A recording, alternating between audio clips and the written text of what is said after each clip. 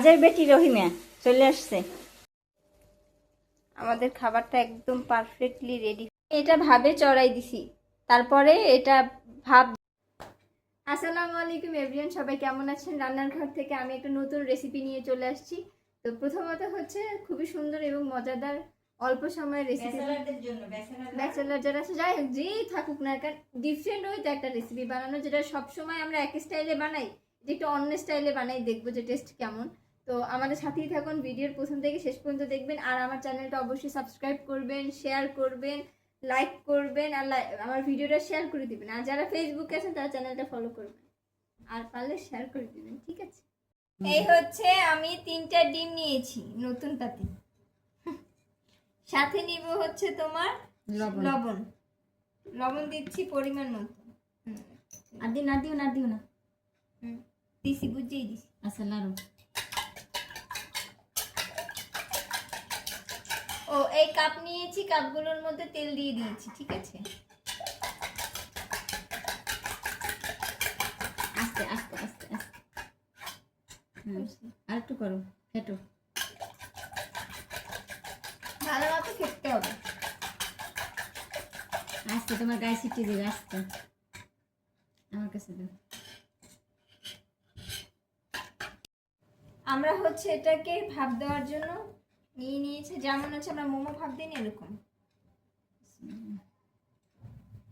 এই যে এক একটা করে এই যে কাপে কাপে আমরা এই ডিমগুলো দিয়ে দিচ্ছি। এটার মধ্যে কিন্তু আগে তেল দিয়ে নিছি, এখন এভাবে দিই, আমি লাগিয়ে পরে কড়া দিতে পারেন এর মধ্যে। চারটা দেওয়া যাবে? দেখি, চারটা দেওয়া যাবে না, দেখি তাহলে এটার মুখে মুখে বলে দিই। 4টে দেওয়া যাবে না, 3টে দেওয়া যাবে। এটা একটু ছোট তো, এটা 3টেই দিলাম। তাহলে আমি 3টেই দিলাম। বিসমিল্লাহ বলে শুরু করি, দেখি হয়তো দেবে। এটা হচ্ছে আমরা ভাপ দিব এখন, ঠিক আছে? সাথেই থাকুন। এটা ভাবে চড়াই দিছি, তারপরে এটা ভাপ দেওয়ার পরে তারপর দেখাবো যে এটা কেমন হয়। দেখো, এটা কিন্তু একদম তেল দিয়ে রাখছিলাম, সহজভাবে উঠে গেছে, একটু ভাঙে নাই। এখন আমি যেভাবে রান্না করব সেভাবে পিস করে নিব। রান্না করার জন্য আমি শুধু ভাপিয়ে নিছি, আমি কমপ্লিট করে নিছি। এখন শুধু এটা একটু কেটে নিব সাইজ মতো। প্রথমত আমি এরকম একটা পিস করব মাঝখান থেকে, রাইট। এখন একটু মাংসের মতো করে কেটে নিব। এই যে হয়ে গেল, জাস্ট এইভাবে পিস করে নিব।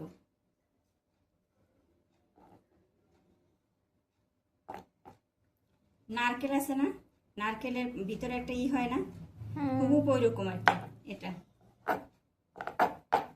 তো যাই হোক, প্রত্যেকটা আমি একই নিয়মে কেটে নিচ্ছি, তোমাদের সাথে সেটাও শেয়ার করলাম।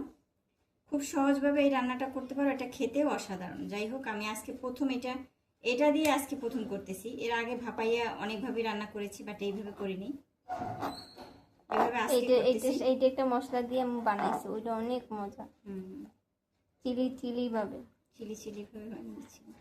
একলা বলি খাইলি হয়ে গেছে। দেখো মনে কি মাশরুম, একটু, হ্যাঁ মাশরুমের মতো। গরম কিন্তু, সেজন্য হাত দিয়ে ধরতে পারতেছি না। যাই হোক, রান্না শুরু করবো এখন। রান্না করার জন্য এখানে নিয়েছি পেঁয়াজ, টমেটো নিয়েছি লম্বা করে কেটে, আর অল্প কিছু আলু নিয়েছি। চলো এবার রান্না করি।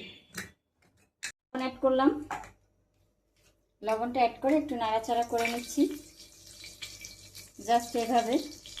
এখন এখানে আমি টমেটো দিয়ে দিচ্ছি, সবগুলো দিব না, এখানে অল্প কিছু টমেটো অ্যাড করছি। পেঁয়াজ দিয়ে দিচ্ছি এখানে।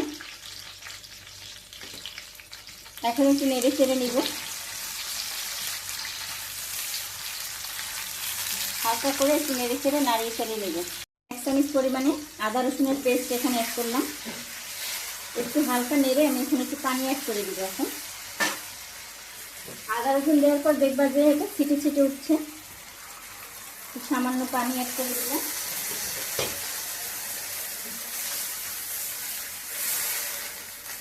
বাস, এখন অন্যান্য যে মশলা আছে ওগুলো দিয়ে দিব এখানে।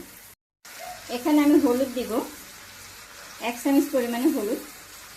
হলুদের সংখ্যা তেমন দিব না, একটু কালারের জন্য হলুদ দিব, তবে হলুদটা অনেক কালার হয়। মরিচ দিচ্ছি, যেমনটা ঝাল খাবো তেমন মরিচ দিব। এখানে আমি 1.5 চামচ পরিমাণে দিয়ে দিচ্ছি। এখন আমি আবার একটু নেড়ে চেড়ে দিব, কারণ এখানে পানি দেয়া আছে। যেহেতু একটু সুন্দরভাবে নেড়ে চেড়ে দিতে হবে। কি শব্দ, কুকুরগুলোর কি ঝামেলা বোঝা কিছু। আচ্ছা, আমি যে আলুগুলো কেটে রেখেছিলাম সেগুলো দিয়ে দিচ্ছি। একটু কষিয়ে নিচ্ছি। মশলাটা ভালোভাবে কষিয়ে নিতে হবে অবশ্যই। খুব সহজভাবে কম মশলা দিয়ে এভাবে রান্না করতে পারো। খুবই সহজভাবে দেখাচ্ছি আমি, যাতে রান্নাটা খেতেও সুস্বাদু হয় এবং মজা লাগে খেতে।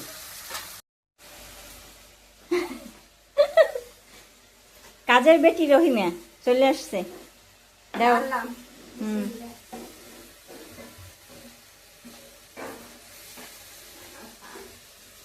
হ্যাঁ, নাড়াচাড়া করো এখন। না কেন, এটা রান্না করতেছি না, সস, সেটা তো খাবার বাকের সাথে খাবে। হুম, অবশ্যই।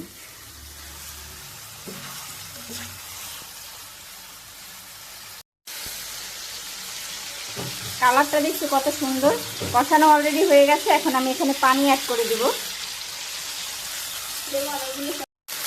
পানিতে দিয়ে দিলাম। ব্যাস, আর না না না না। আমার রান্নাটা কিন্তু প্রায় হয়ে গেছে। আমি লবণ চেক করে দেখেছি, তাও হয়েছে। দেখো কালারটা কি সুন্দর, মাশাআল্লাহ। আর এক একটা ফুলে আরো 2টা 3টে হয়ে গেছে। এটা খেতে যে কতটা ইয়ামি, মনেই হবে না তোমরা ডিম দিয়ে কিছু খাচ্ছ, ডিমের কিছু খাচ্ছ। এটা, এই খাবারটা অনেক সফট এবং মানে খেতে তো অসাধারণ, সত্যি কথা বলতে। আমাদের খাবারটা একদম পারফেক্টলি রেডি হয়ে গেছে। দেখো কত ইয়ামি হয়েছে। খাবারটা কতটা সুন্দর হয়েছে, ইয়ামি হয়েছে।